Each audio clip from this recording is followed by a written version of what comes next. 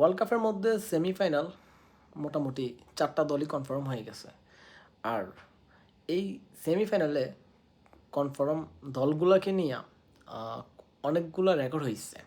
এই রেকর্ডগুলো নিয়ে মানুষ কথা না বইলা মানুষ পড়ে আছে গুগল নিয়ে। এখন গুগলকে জিজ্ঞেস করলে আপনার ডিটেলস, আপনার কালচার সম্পর্কে জানার চেষ্টা করলে সব কিছু ডিটেলস বলে দিচ্ছে গুগল।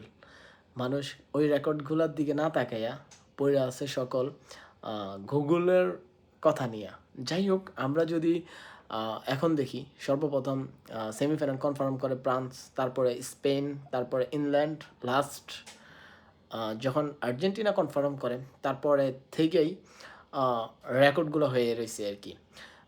তাদের মধ্যে অন্যতম যদি ফার্স্ট রেকর্ডের কথা বলা হয়, যে 4টা দল যারা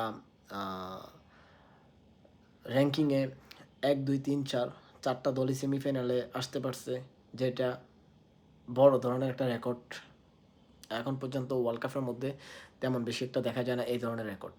দ্বিতীয় যে রেকর্ডটা নিয়ে এত বেশি কথা হইতাছে, এত বেশি মাতামাতি হইতাছে, সকলে ওই রেকর্ডটার ফাঁকে আরেকটা কথা নিয়ে বেশিরভাগই মানুষ বলতাছে, যেটা হলো এক একটা দল সেমিফাইনাল আসার জন্য অনেক পরিশ্রম তাদের আছে, অনেক লং জার্নিং আছে।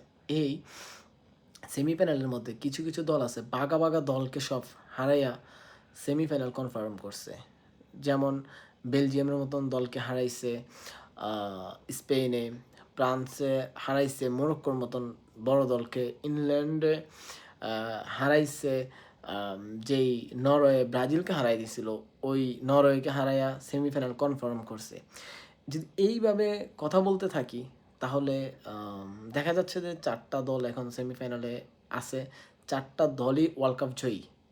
4টা দল যখন ওয়ার্ল্ড কাপ জয়ী সেমিফাইনাল আসছে, এটা একটা রেকর্ড। আর আরেকটা রেকর্ড হইলো যে র্যাঙ্কিংয়ে 1, 2, 3, 4-এর মধ্যে 4টা দলই আছে। এই দুইটা বড় বড় রেকর্ড করছে।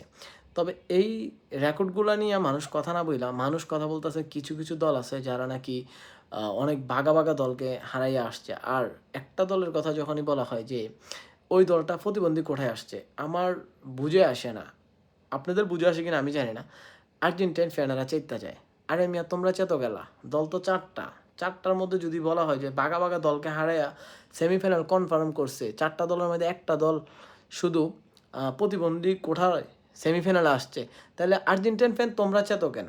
দল তো আরও 4টা আছে। ফ্রান্সের যারা ফ্যান আছে তারা চেততে পারে, স্পেনের যারা ফ্যান আছে তারা চেততে পারে, ইংল্যান্ডের যারা ফ্যান আছে তারাও চেততে পারে। তাদের মধ্যে 3টা দলই চুপচাপ আছে, বাট তোমরা চেতা চাও।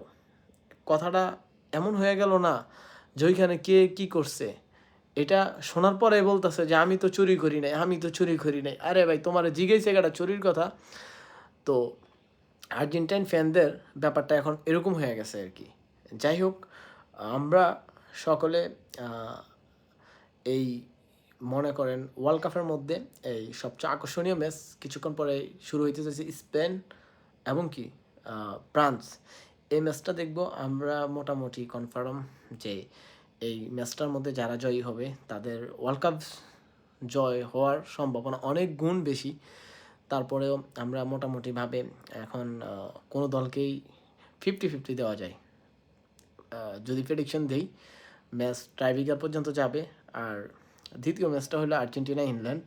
যেহেতু আমাদের prime minister Tarique Rahman England করে, সেই ক্ষেত্রে আমরা ইংল্যান্ডে সাপোর্ট করি আর কি। আশা করি তোমরা রাগ করো নাই।